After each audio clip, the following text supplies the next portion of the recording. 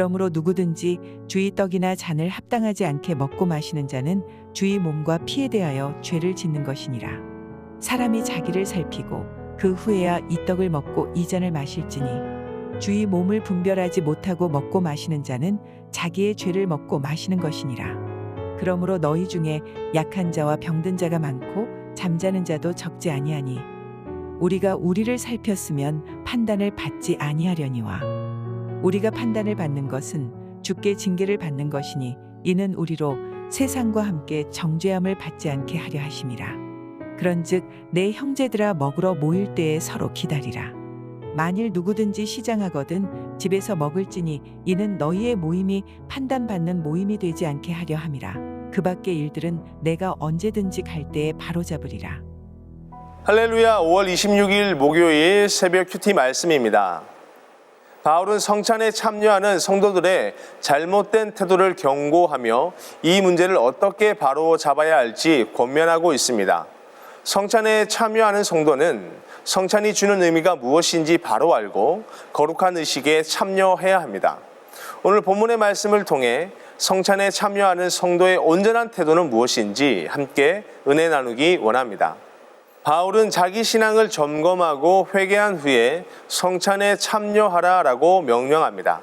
아니라고 경솔한 마음으로 성찬에 참여하는 것은 예수님의 몸과 피에 동참하는 것이 아니라 자기 죄를 먹고 마시는 행위이기 때문입니다. 성찬의 거룩한 의식에 합당하지 않은 자세로 참여하고 먹고 마시는 자는 결국 주님의 몸과 피에 대해 죄를 짓는 것입니다. 그러므로 성찬에 참여하는 성도는 성찬이 살아계신 주님의 임재 가운데 치르는 거룩한 의식임을 잊지 말아야 하며 성찬에 참여할 때마다 항상 우리 자신을 살펴야 합니다. 그러면 징계를 피할 수 있을 뿐 아니라 예배와 성찬을 통해 임하는 큰 은혜를 풍족하게 누릴 수 있을 것입니다. 또한 바울은 만약 성찬을 위해 성도들을 기다리는 동안 배가 고파서 기다릴 수 없다면 차라리 미리 음식을 먹고 오라고 권면합니다.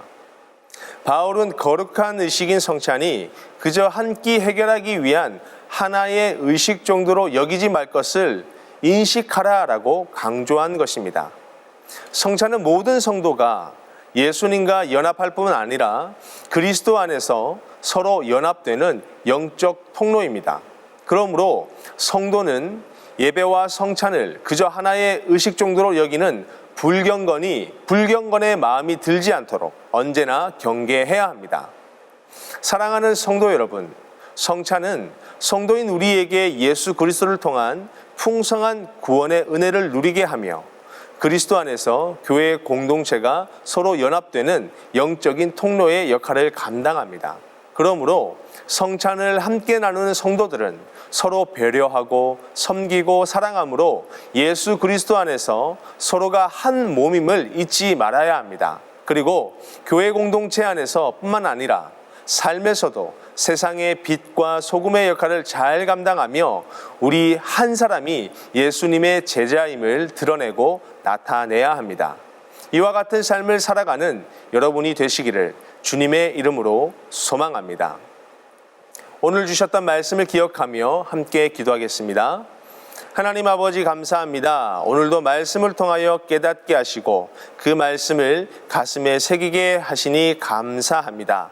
그리스도와 한 몸으로 연합되는 성찬의 의미를 우리가 바로 기억하며 세상 가운데 그리고 교회 공동체 가운데서 하나로 연합되며 하나님의 살아계심과 영광을 드러낼 수 있는 귀한 삶을 살아갈 수 있도록 오늘 하루의 길을 지도하시고 인도하여 주시옵소서. 감사드리며 살아계신 예수님의 이름으로 기도드리옵나이다.